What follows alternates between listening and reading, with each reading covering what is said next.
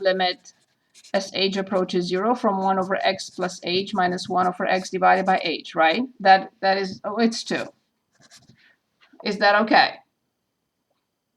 Yes. Okay, so then you remember they're all the same steps. We have to find the least common denominator, and this becomes h over 1. And what is the least common denominator? Anyone? What I prefer is to factor out the 2 and not have to worry about that.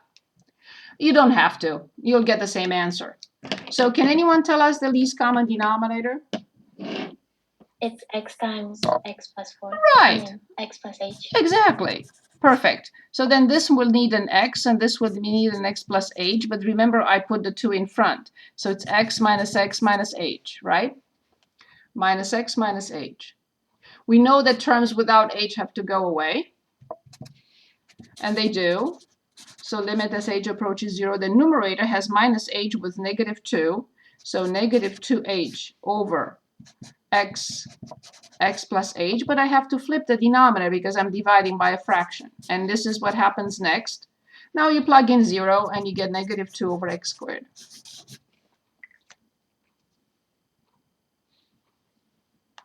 So now if you had, so this was problem 16. So if you had any difficulties with it, I would have, if I were you, I would have done problem 15 and checked the answer in the back. Because problem 15 is 1 over x, and this is 2 over x as the function. So all these steps, I'm hoping that we remember these steps because we know that h has, terms without h have to go away, h in the denominator will go away, and then we apply the limit. I mean, which part from here was not clear, so I can go back to it? The last step where you find the limit of that. Here? So yes. What is difficult on this after those go away? So what is the problem then? It says the limit as h approaches 0 from an expression.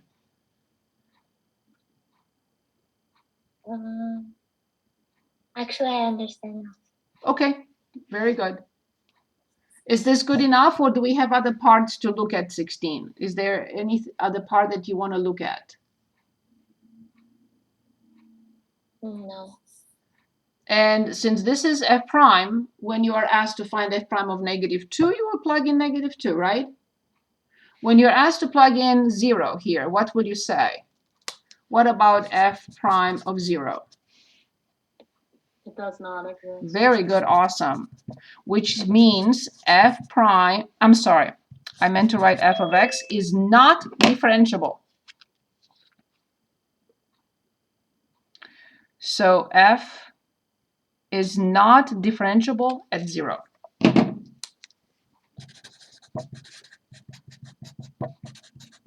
We knew that because it's not defined.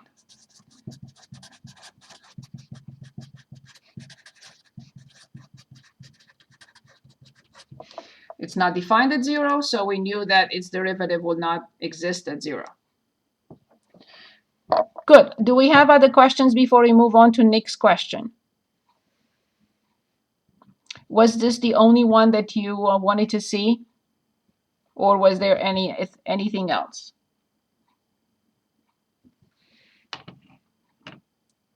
Zukra, do you have anything else? That's related to this question? Oh, this question or anything else? Do you have anything else? Anything?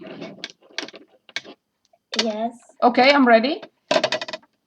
It's not related to this question, the other question. Okay, go ahead. So I couldn't do number 88 and 90 from 88 and 90? Yes. From the same section? From section 1.5. 1.5. So let's take a look at 1.5, 1.5. So 88.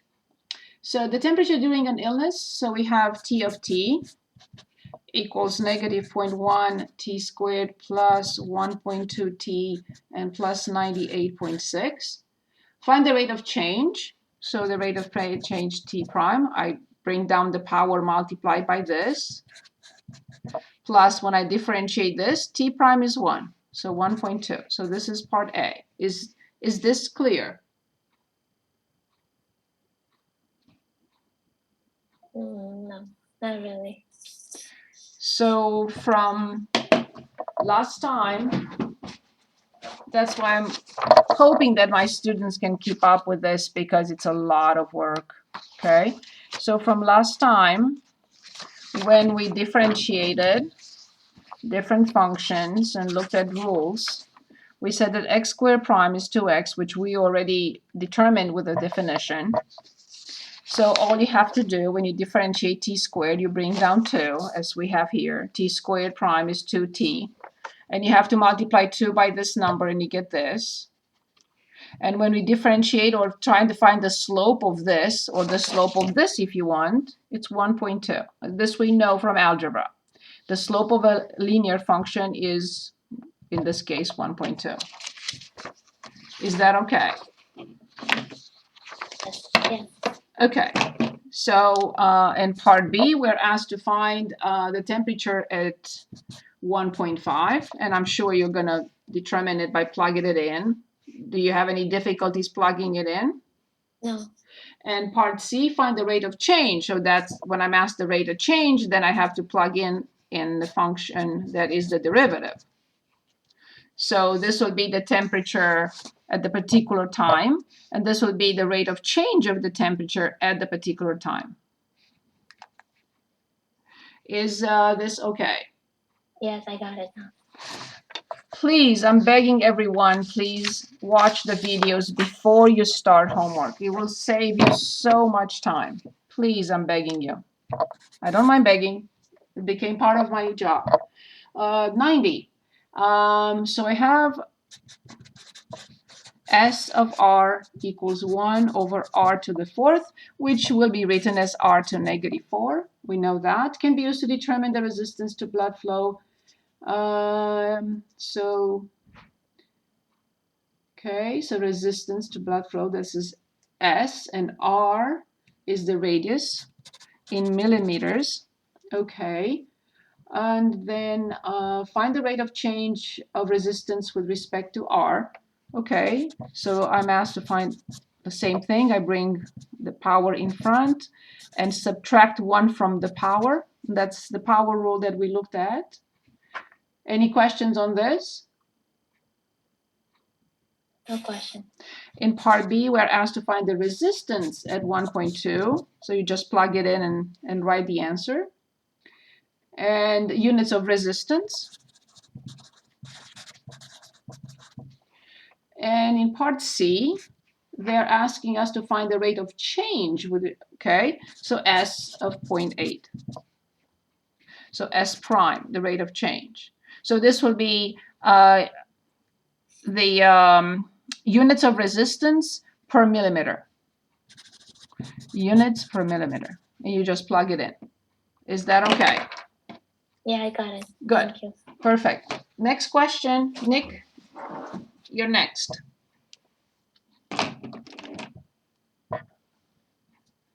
So number 46 is find f prime of x given that f of x equals the square root of 2x plus 1.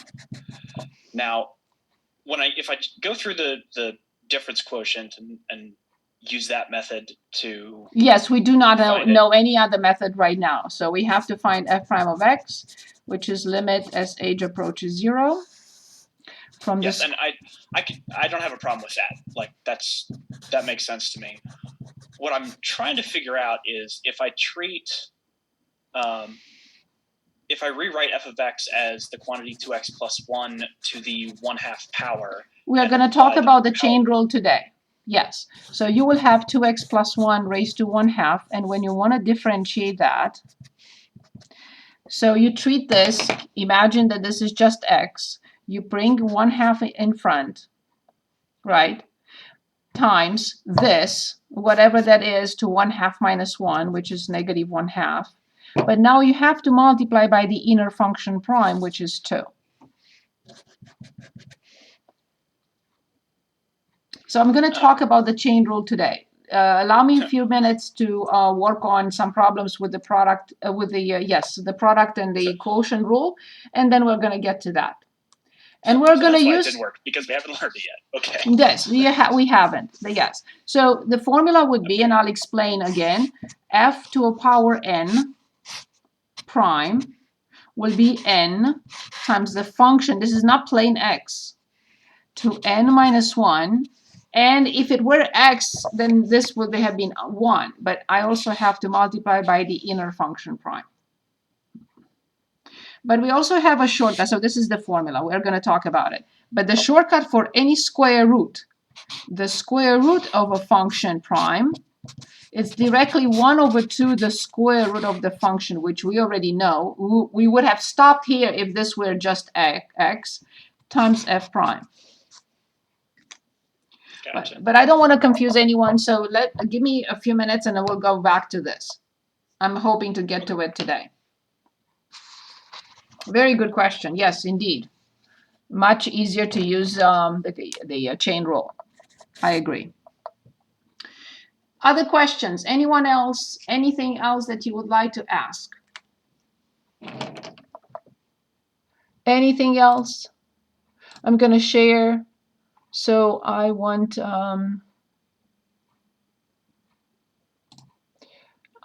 to go to, where is my page? Okay, here it is. Okay, with that. So I want to go to page, the end of 1.6. So that is, so please enter page, I'm looking, page 154. Where's my keyboard? Here it is. Okay. So I would like us to practice the product rule. So first of all, let's choose from here any problem you would like to work on as the product rule. So let's illustrate. Yes, I'm ready. Can we do number 12? Number 12 it is. So in 12 we have g of t, which is 2t plus 3 the square root of t plus 5, and the square root of t plus 4. Okay. So normally, I would have not used the product rule on this situation. I would have distributed because it's easier. But I will never be able to distribute if this is power 5 and this is power 3. It would take me a whole day to multiply with those powers and then differentiate. So I will not do that. But let's practice the product rule. So let me refresh your memory on the product rule. So the product rule is f times g prime equals f prime g plus fg prime. If you prefer other methods, I'm fine. If somebody else teaches you a different method, twisted in a different way, I'm fine. Okay? Okay, so this is not, in other words, this is function 1 and this is function 2. Function 1 and function 2, right here. So then directly g prime of t will be, I have to differentiate this right here. This is it. And then multiply, copy the second function. So let's do that. 2 prime. Anyone can tell us 2 prime?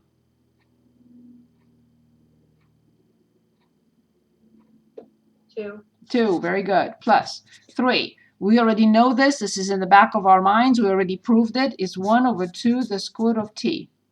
What is the derivative of a constant? Always 0. Good. So this is this. Now I have to multiply by the second function, the square root of t plus 4, plus. Now I copy the first function, 2t plus 3, the square root of t plus 5. And now I'm here. So this was this. And now I'm here with g prime. No problem, is 1 over 2 the square root of t, because the constant prime is 0. And this is how the product rule is applied. Yes, I can go and distribute and simplify a little bit. We can do that. I would rather move on, but if you say no, let's simplify it, we'll simplify it. It's up to you. No, let's simplify it. Okay. So the square root of t times 2 is 2 the square root of t. The square root of t, the square root of 2 goes away. So this is plus 3 halves. Plus 4 times 2, which is 8. plus 4 divided by 2, which is 2, so this is 6 over the square root of t. This is just multiplication. I'm not doing anything. Then 2t multiplied by this will be, or this over there, it doesn't matter, will be t over the square root of t. This times this, the square root of t, you see it goes away. So we have another 3/2. And here we have plus 5 over 2 the square root of t. So can I do anything to all this?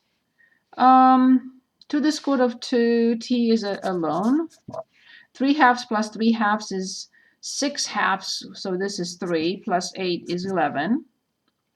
And these two will be 6 plus t over the square root of t, and this one is 5 over 2 the square root of t. I'm fine with that, because we're not doing anything else with this function. So we don't have to